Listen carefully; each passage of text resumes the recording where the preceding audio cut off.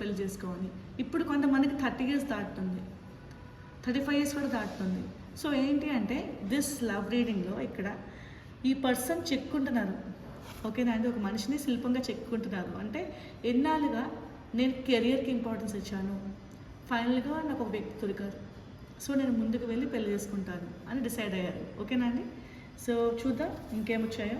Yes, పెళ్లి చేసుకుందాం అనే ఉద్దేశం ఉంది, మీరు లవ్ చేసిన వ్యక్తిని, you're right. Next ace of cups. ఇక్కడ ఎలా వచ్చిందంటే on set and welcome love.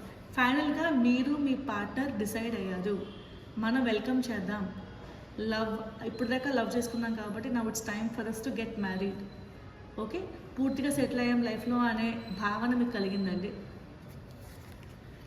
And ఇది క్యూరియస్ అండ్ ఇన్స్పైరింగ్ లవ్. డెఫినెట్గా మీరు కొన్ని ఇయర్స్ ట్రావెల్ చేసి ఉంటారు, ఓకే, మేబీ చాలా